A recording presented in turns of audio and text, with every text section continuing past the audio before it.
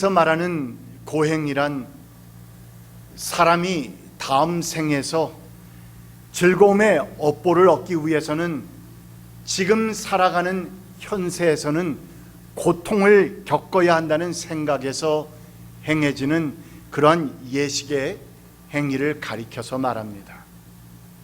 사진 몇 장을 보겠습니다. 지금 이 양쪽의 볼에 이쪽을 뚫은 겁니다. 이렇게 쇠꼬치로 이렇게 뚫어서 스스로에게 고통을 주고 혓바닥에는 저렇게 뭔가를 찔러서 고통을 주고 있는 것이고, 이렇게 몸 곳곳에 피어싱을 통해서 스스로 고통을 주는 행위들인데, 그 다음 사진을 보죠. 저렇게 해서 뚫는 겁니다. 스스로에게 그렇게 고통을 감행해야 뭔가를 얻는다고 생각하는 것이죠. 그 다음 사진, 뜨거운 제 위를 걷는 것입니다. 그리고 그 다음 사진, 이것은 다름 아니라 신께 자신을 바친다고, 고행을 하겠다고 해서 50 years, 여러분 50년간 한 번도 팔을 내리지 않고 팔을 들고 있는 겁니다. 상상이나 되십니까, 여러분? 50년입니다. 50년 동안, 그 전에 잠깐 그 사진 좀 보죠. 50년 동안 팔을 내리지 않고 저렇게 계속해서 손을 들고 있는 모습. 이런 것 외에도 많은 고통의 그러한 행위들이 있는데, 이 1년에 한 번씩 치러지는 타이프 3 힌두교 축제가 있는데, 이 축제는 고통의 축제라고도 불리면서 고통과 아픔을 통한 속죄를 하려는 그러한 인도 사람들의 모습들입니다. 이 같은 고행들 외에도 힌두교의 고행법에는 전혀 먹지 않고 굶거나 걸식으로 생활하는 그러한 방법, 불 속에 자신의 몸을 던지거나 높은 곳에서 떨어지는 방법, 평생 손톱과 머리카락을 자르지 않는 방법이나 눈이 멀 때까지 태양을 바라보는 등등, 여하튼 자신의 몸에 극심한 상처를 스스로 내거나 괴롭게 만들어서 사람이 생각할 때 도무지 할 수 없다 여겨지는 정도의 그 정도의 자학과 고행을 통해서 자신들이 섬기는 힌두교 신의 마음을 움직이고 동정을 얻어서 죄사함을 받는 것, 결국 말하자면 구원에 이르기 위한 온갖 방법이라는 것입니다.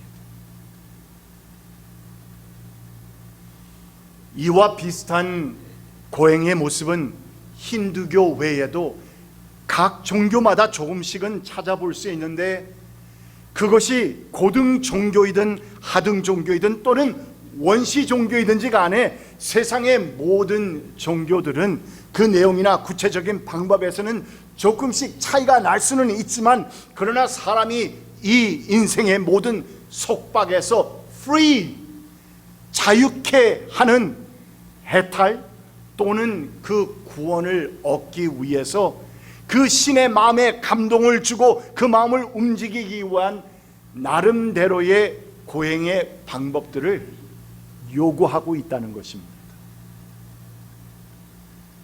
여러분들이 이 세상에 있는 모든 종교들을 다 보십시오.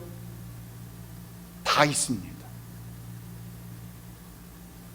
그런 가운데서 우리가 얼핏 보면 What about Christianity? 그러면 기독교는 어떠하냐? 기독교도 마찬가지 아니냐? 그래서 얼핏 보면 기독교의 구약 성경과 율법의 규례들 속에도 이 같은 이방 종교들이 행하는 고행, 그리고 또한 금욕주의 모습들이 있는 것처럼 보이기도 한다는 것인데, 그러나 여러분, 그냥 거두절미하고 결론부터 말하자면 그것은 하나님께서 이스라엘 백성에게 주신 그 율법의 의도와 목적과 이유를 완전히 잘못 이해하는 데서부터 시작되었다는 것입니다.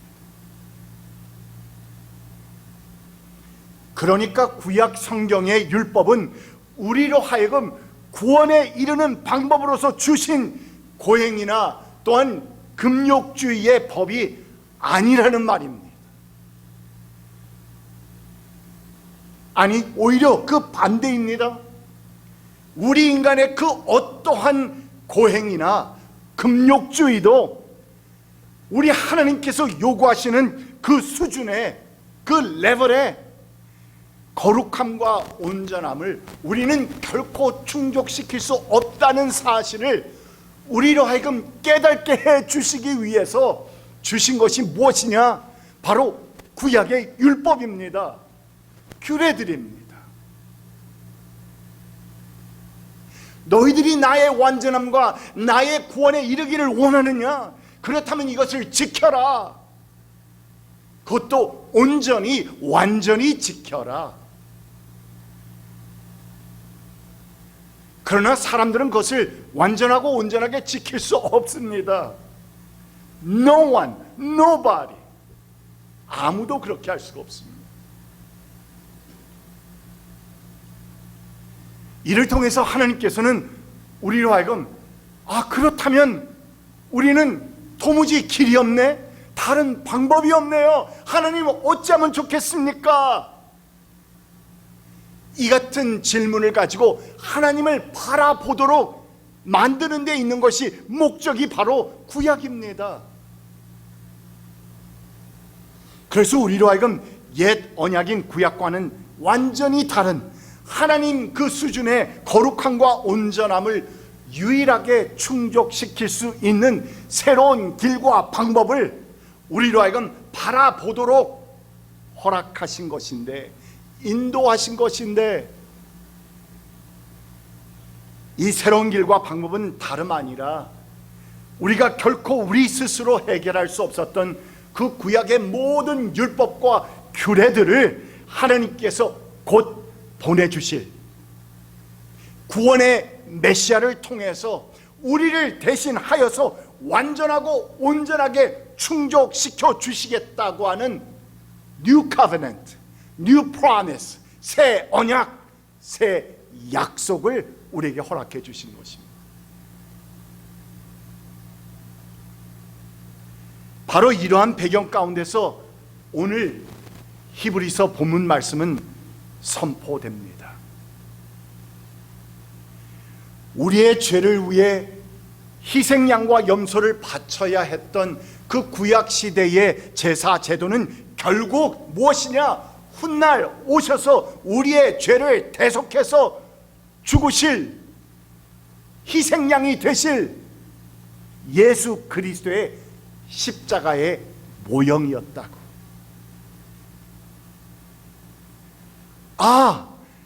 하나님 앞에 우리가 나아가기 위해서는, 거룩하시고 완전하신 하나님 앞에 나아가기 위해서는 죄가 없어야 하는데, 우리는 죄가 있으므로 하나님께서 우리에게 구약시대에 허락하신 그 제도는, 그렇다면 반드시 그 속죄의 피를 흘려야 한다.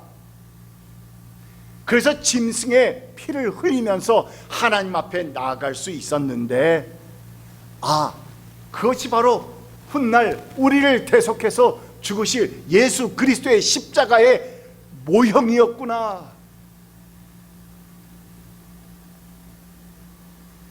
여기서 우리는 짐승을 통해 드리는 구약시대의 제사와 십자가의 사건을 통해 자신을 희생 제물로 드리신, 하나님 앞에 드린 그 예수 그리스도의 제사에는 크게 세 가지의 중요한 차이점이 있음을 우리는 발견합니다.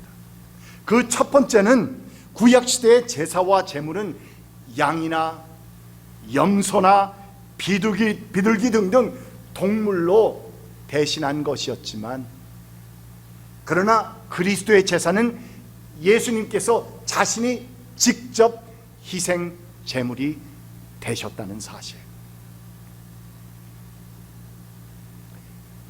둘째는 구약시대 제사 제물은 죽음을 강요당한 것이었지만, 그러나 그리스도의 제물은 voluntary.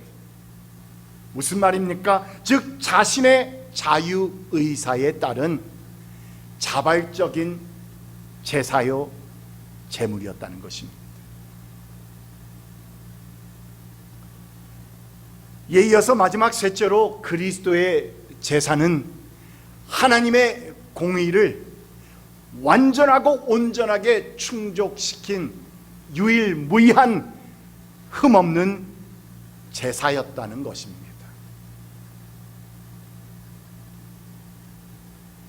죄 속에 찌든 우리 인간은 그 어떠한 수단과 방법으로도 거룩하시고 완전하신 이 하나님의 그 엄청난 요구를 결코 충족시켜 드릴 수 없는 impossible, hopeless, 절망적인 상황 가운데 놓여 있었는데, 이제 성육신하신 예수 그리스도께서 십자가를 통해서 희생 제사를 통해 이때까지는 우리에게 모순같이 보였습니다. 하나님께서 우리를 사랑하신다고 해놓고 왜 우리를 죽으라고 하십니까? 죄 때문에.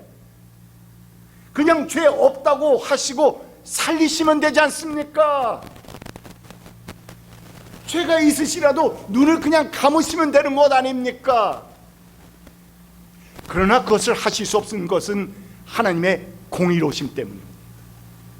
공의로우신 하나님은, 완전하고 온전히 공의로우신 하나님은 단 조금만 죄가 보이더라도 그것을 죄 없다 하실 수 없는 하나님이십니다.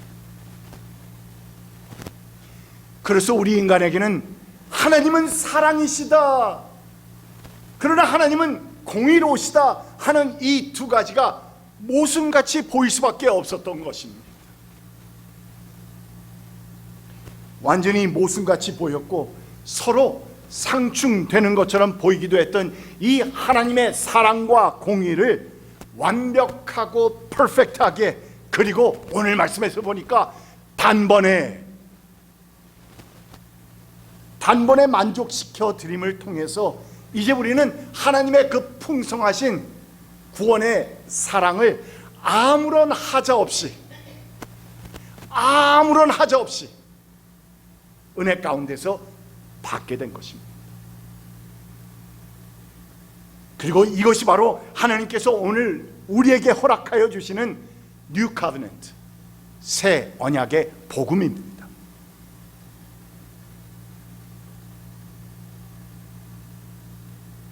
그런데 오늘 말씀에서 히브리서 기자는 여기서 한 걸음 더 나아갑니다.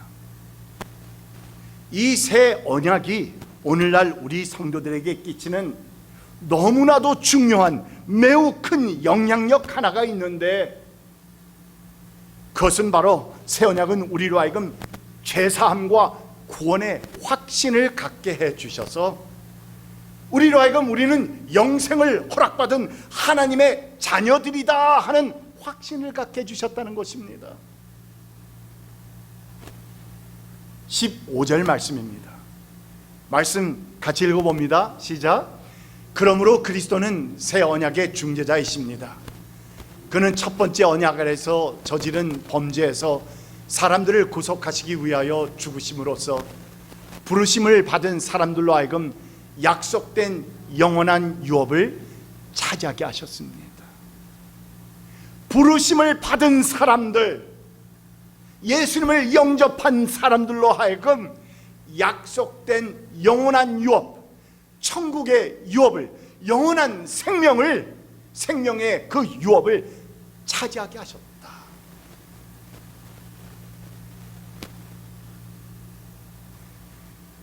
이같이 우리가 십자가의 사건을 통해서 우리의 모든 죄가 용서를 받았고 탕감받았을 뿐만 아니라 이 말씀에서 말하고 있는 영원한 유업, 즉 영생을 허락받았다는 이 새 언약의 의미를 깨닫게 되면, 알게 되면, 이해하게 되면, 그것을 내 마음속에 풍성히 채우고 나면 우리 주님 다시 오시는 그날까지, 또는 주님이 나를 그 이전에 먼저 부르시는 그날까지 이 세상을 살아가는 우리 성도들의 날마다의 삶에는 삶의 그 퀄리티, 삶의 인생의 질에 있어서 엄청난 변화를 가져온다는 것입니다. 그 같은 확신을 가지고 사느냐 못 사느냐 하는 것에 따라서 엄청난 차이를 가져온다. 여러분은 우리 인생이 힘들고 어렵고 고통스럽다고 말하는 것 결국 무엇 때문입니까? 잘 생각해 보시면 인생에 닥쳐오는 온갖 두려움들 때문입니다. 병에 대한 두려움,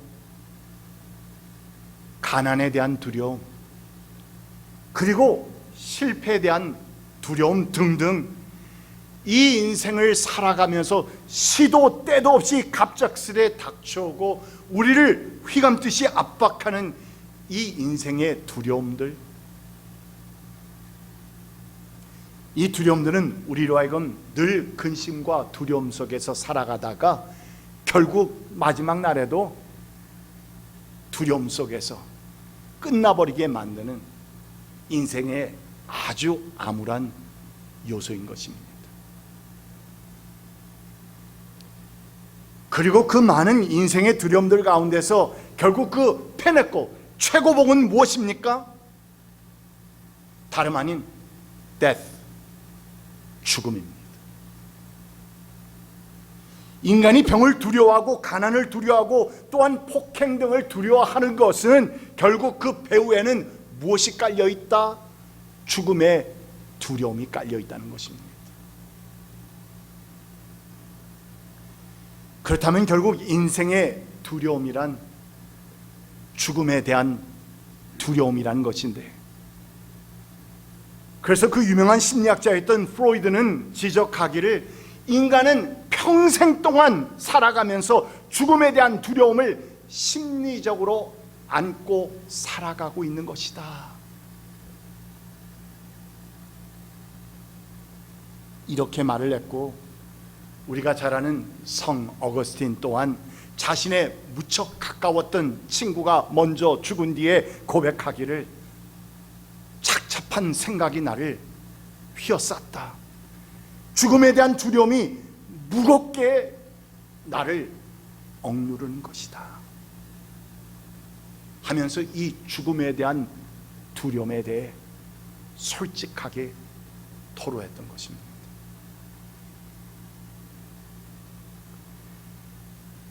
그러나 여러분, 죽음이라고 하는 이 문제는 우리가 두렵다고 그냥 피해 갈 수도 없는 것이기에, 또한 우리의 인생 가운데서 그렇게 어물어물 적당히 넘어갈 정도의 그 정도의 사소한 문제도 아니기 때문에 연령의 고하를 막론하고 적어도 한 번쯤은 이 죽음이란 시리어스한 문제와 우리는 진지한 씨름을 해 보아야만 하는 것입니다.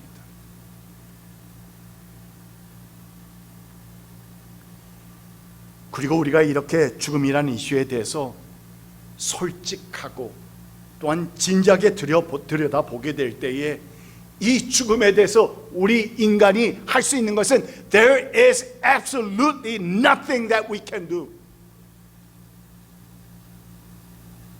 우리 인간이 이 죽음에 대해서 할 수 있는 것은 아무것도 없다라고 하는 사실, 이 절망감과 무기력증에 빠질 수밖에 없게 된다는 것입니다. 왜냐하면 로마서 6장 23절 말씀에서 뭐라고 말했습니까?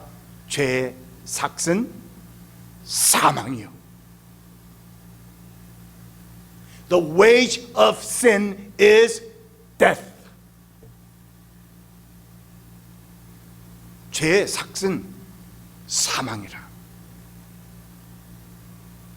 이렇게 분명하게 선언한 것처럼 죄의 노예로 이 묶여 살아가는 우리 인간에게서는 사망의 두려움에서 벗어날 길이 전혀 보이지 않는다는 것입니다. 그렇다면 결국 우리가 인생에서 참된 행복을 경험하고 또한 마음의 평안을 가지고 살아가기 위해서는 이 죄와 죽음의 문제를 해결하지 않고서는 다른 길이 없습니다. 여러분 마음속에 조금이라도 그 같은 평강의 마음이 있다고 한다면 이유가 있습니다. 여러분이 그만한 믿음이 있기 때문입니다. 내 마음속에 온전한 평강이 있다면 거기에도 이유가 있습니다. 예수 그리스도께서 우리에게 허락하신 새 언약에 대한 확신이 내 마음속에 있기 때문입니다. 새 언약의 효력입니다.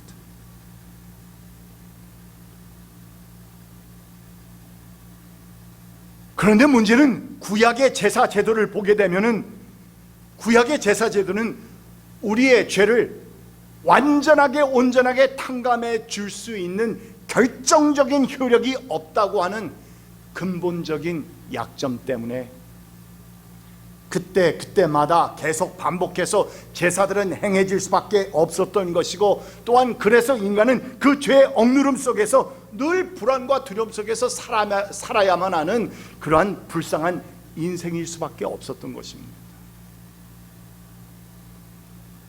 비근한 예로서 모슬렘들을 보지요.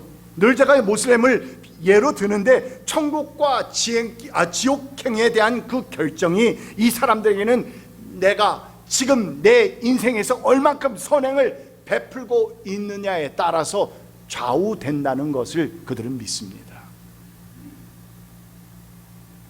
그래서 죽는 그날까지 그들은 선행의 저울이 이쪽으로 기울지 저쪽으로 기울지 확신하지 못하기 때문에 늘 날마다 매일같이 나는 오늘도 선행을 더 베풀어야 해, 선행을 더 베풀어야 해 하는 지울 수 없는 이 강박관념 속에서 두려움과 불안감 가운데서 그들은 살아갈 수밖에 없는 것입니다. 그런데 여러분, 이미 오늘 말씀을 통해서 복음이 선포됐습니다. 히브리서 기자는 새 언약의 복음을 선포하고 있습니다. 오늘 말씀 12절에서 히브리서 기자는 once for all, once for all, 단 한 번에라고 하는 매우 중요한 표현을 사용하면서 우리에게 새 언약을 가능케 해준 그리스도의 십자가의 제사는 단 한 번에 우리의 어제와 오늘과 내일의 모든 죄까지도 해결해 주시는 놀라운 능력, 효력이 있다고 말씀하고 있는 것입니다. 단 한 번에, once for all. 12절 말씀, 단 한 번에 지성소에 들어가셨습니다. 그는 염소나 송아지의 피로서가 아니라 자기의 피로서 우리에게 영원한 구원을 이루셨습니다. 그러니까 성육신하신 우리 주님의 십자가의 제사는 단 한 번에 지성소에 들어가신 완전하고 온전하신 제사였기에 이를 통해서 완전한 프리덤, 자유함을 잊고 살아가게 된 오늘날 우리 성도들은 더 이상 그 같은 죄의 억누름 가운데서 살아가는 것이 아니라, 속박당하는 것이 아니라, 언제 어떠한 죽음을 내가 맞이하게 되든 천국을 보장받았다, 하나님의 자녀임이 확실하다라고 하는 이 구원의 확신을 가지고 참된 평강과 기쁨과 감사의 마음을 가지고 살아갈 수 있게 된 것입니다. 그리고 이것이 바로 오늘 히브리서 기자가 말씀을 통해서 우리에게 주시는 복음의 메시지입니다.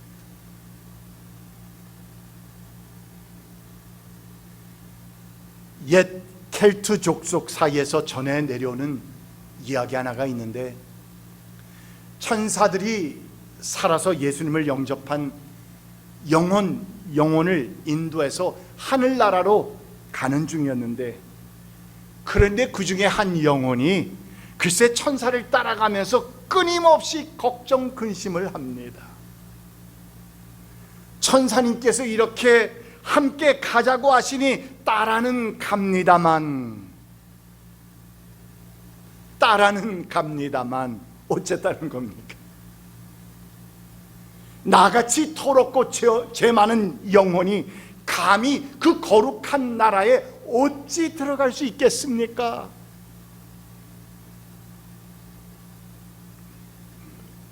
그렇게 말하면서 그는 계속해서 따라가며 나는 죄가 많은데, 나는 죄가 억수로 많은데 끊이지를 않습니다.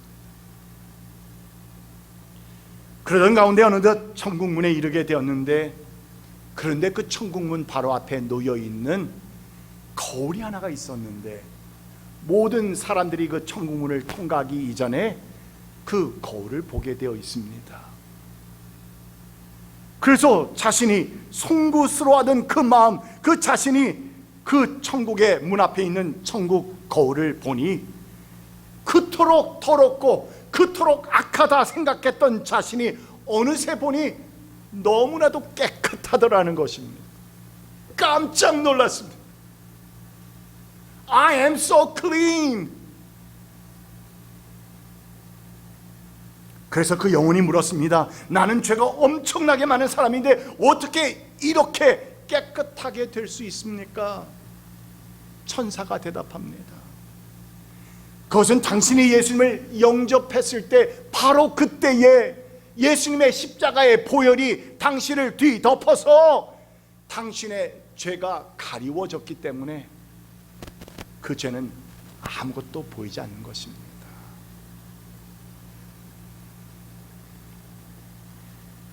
이 말을 들은 그 영혼은 마침내 담대한 마음을 가지고 천국 문을 들어갔다는 이야기입니다.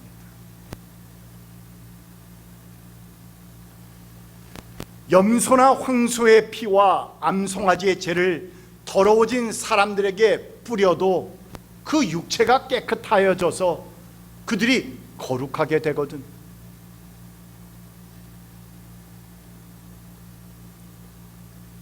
하물며 영원한 성령을 힘입어 자기 몸을 흠없는 제물로 삼아 하나님께 바치신 그리스도의 피야말로 더욱더 우리들의 양심을 깨끗하게 해서 우리로 하여금 죽은 행실에서 떠나서 살아계신 하나님을 섬기게 하지 않겠습니까?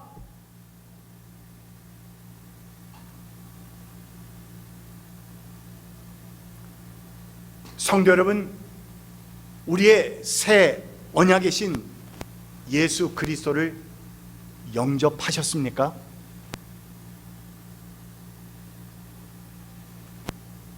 우리 주님께서 언제 다시 오시든지 또는 언제 나를 부르시든지 죄와 죽음에서 자유함을 입은 나는 영원한 천국을 유업으로 받았다는 사실을 여러분 확신하십니까?